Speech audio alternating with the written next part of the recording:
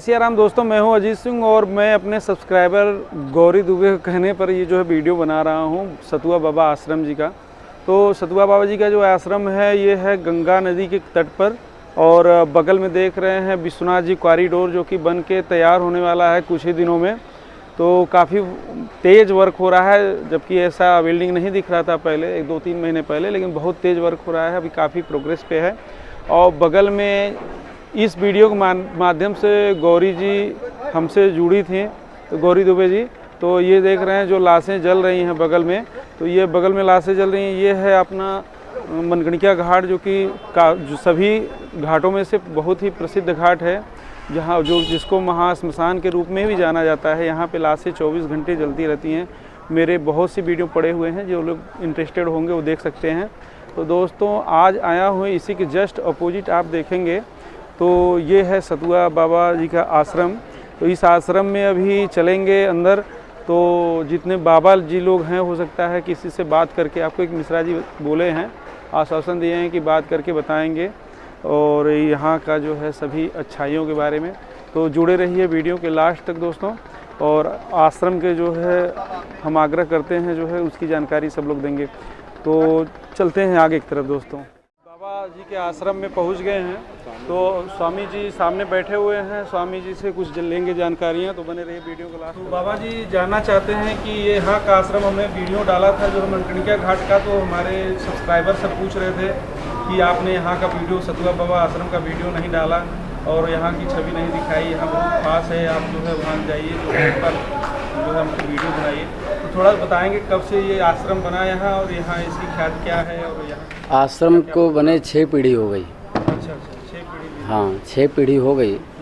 इसके मूल जो है आचार्य इस संप्रदाय के विष्णु स्वामी आचार्य हैं, जो वैष्णव संप्रदाय में एक अग्रगण्य आचार्य हैं, जिसमें शुद्धाद्वैत वेदांत को आधार बना करके साधक साधना करते हैं परमात्मा प्राप्ति के लिए। उसी संप्रदाय में आगे चल के एक पटेल वर्ण में उत्पन्न एक महात्मा हुए, तो उन्होंने संन्यास लिया। संन्यास लेने के बाद उनका नाम श्री रणछोड़ दास जी महाराज रहा।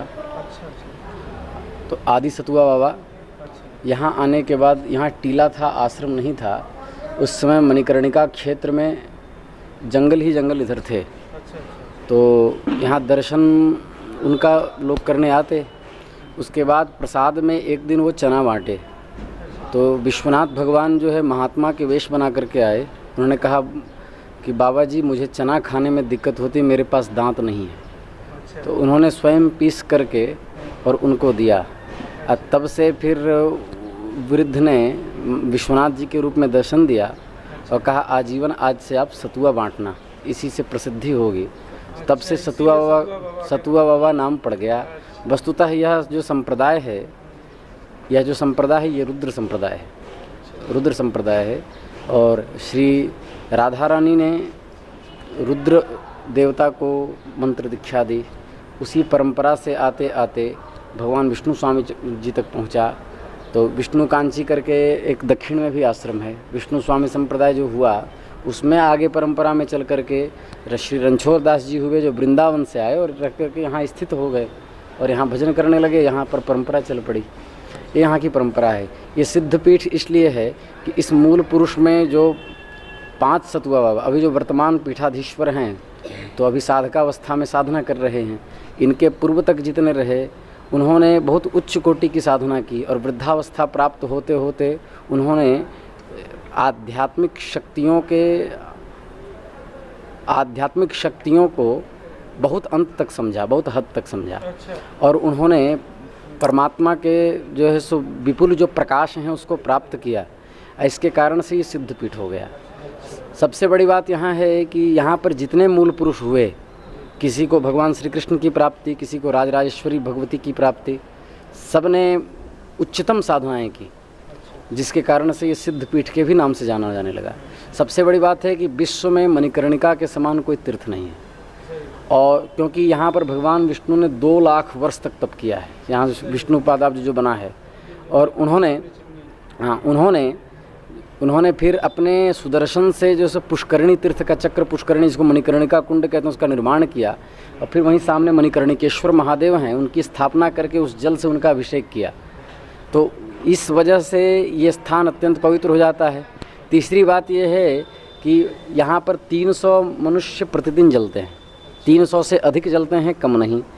और मंत्र महामणि विषय ब्याल के मेतट कठिन कुअंक भाल के इस नियम के अनुसार जहाँ पर कर्णिका अर्थात कान में राम नाम मंत्र महामणि दी जाती है उसको मणिकर्णिका कहते हैं। ये भी एक अर्थ है कि राम नाम रूपी मणि जहाँ दी जाती है कर्णिका में, उसको मणिकर्णिका कहते हैं।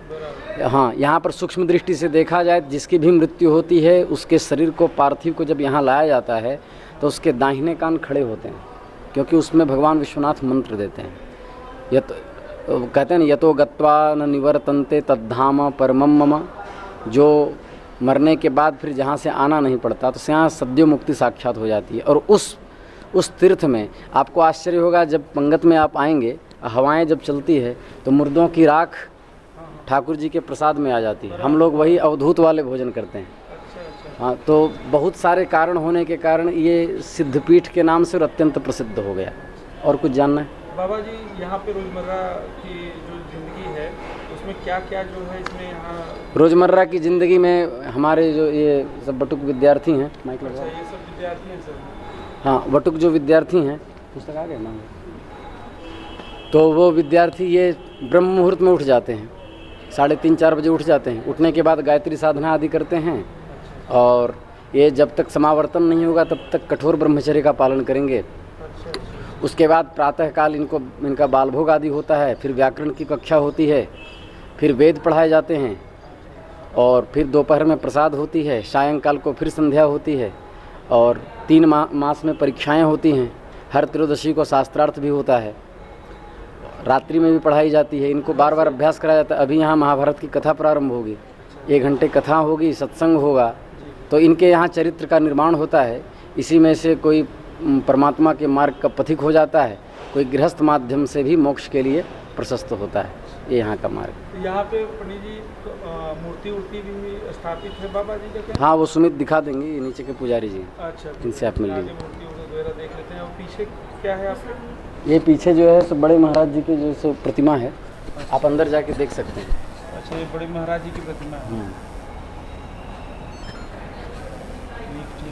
ठीक है बाबा जी। और प्रतिदिन इसमें भोजन का क्या बताया गया था कि प्रतिदिन भोजन भी कराया जाता है आश्रम में, ऐसा कुछ? भोजन नहीं हम लोग कराते हैं, हम लोग प्रसाद पवाते हैं। वही प्रसाद संगत होता है, 3 टाइम होता है, बाल भोग और राजभोग और रात्रि को ब्यारू होती है। बाल भोग में कभी पोहा है, कभी वटुकों की इच्छा हुई तो हलवा हुआ, खिचड़ी हुआ, ऐसे। दोपहर को दाल, रोटी, सब्जी, चावल आदि और कभी कभी मिठाइयाँ, बीच बीच में भंडारे होते रहते हैं। और पुरुषोक्त के अनुसार रात्रि को रोटी, दाल, चावल आदि। बहुत बहुत धन्यवाद। हर हर महादेव। हर हर महादेव। जय सिया राम।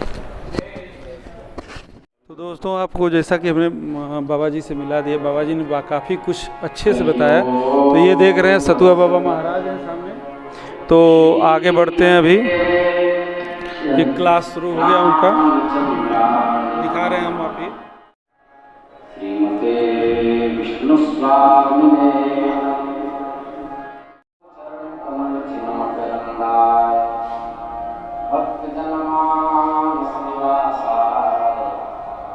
श्री रामचंद्राय विश्वेशं माधवं नंदपाणिं च भैरवम् वंदे काशी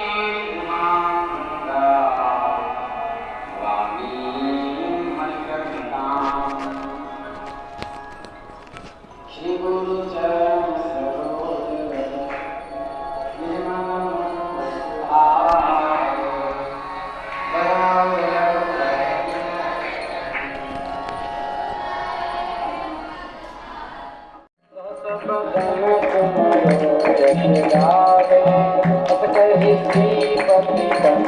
लगावे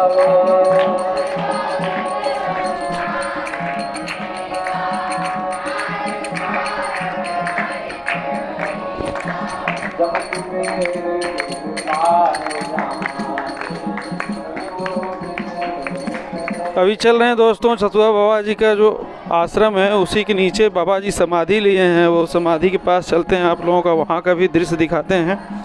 तो मंदिर का जो है शक्तेश्वर महादेव जी का मंदिर है। किसका है बताइएगा? ये शक्तेश्वर महादेव जी का मंदिर है। अच्छा अच्छा जी, शक्तेश्वर महादेव।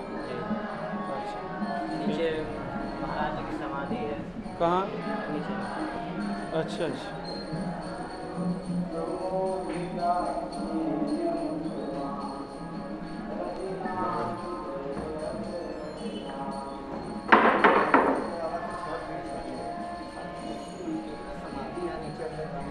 तो समाधि के पास दोस्तों पहुंच चुके हैं। ये प्राचीन से ही चली हुई मंदिर है। अच्छा ये मंदिर जैसे कि महाराज जी ने ही स्थापना की है इसकी। अच्छा। उनका वहाँ समाधि है, समाधि स्थल पे जैसे। अच्छा, ये बाबा जी का समाधि स्थल यहीं है। जी जी। अच्छा अच्छा अच्छा अच्छा।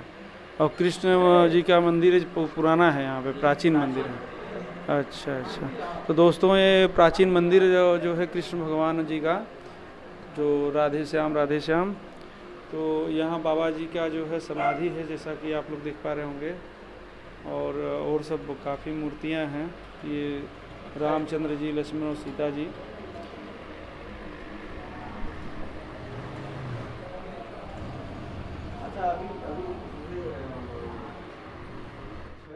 तो यहाँ पे पहुँचने के बाद जो है एक छोटे से पंडित जी हैं, बता रहे हैं सब उसकी जानकारी। तो आपको बताएंगे जो है कि यहाँ की क्या खासियत है और क्या है, थोड़ा बहुत जानकारी होगा बताइएगा। पहले आप बता दीजिए अभी महंत जी कौन है और अभी सतुआ बाबा जी के जो है कौन सी पीढ़ियाँ चल रही हैं उनकी, तो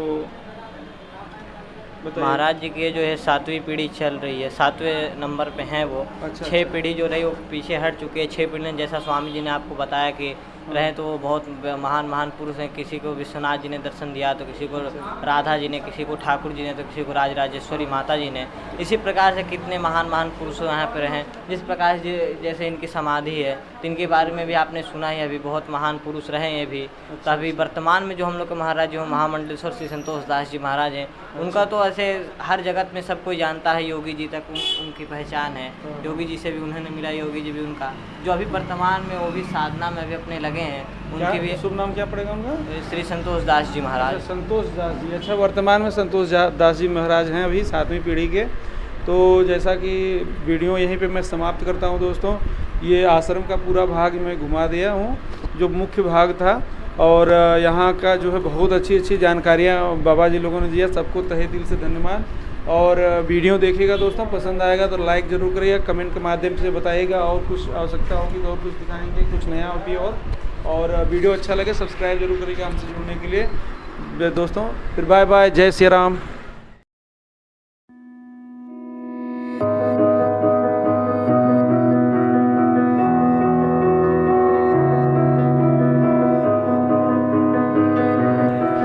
बाबा जी चलते हैं, धन्यवाद, जय Shri Ram. I am here in the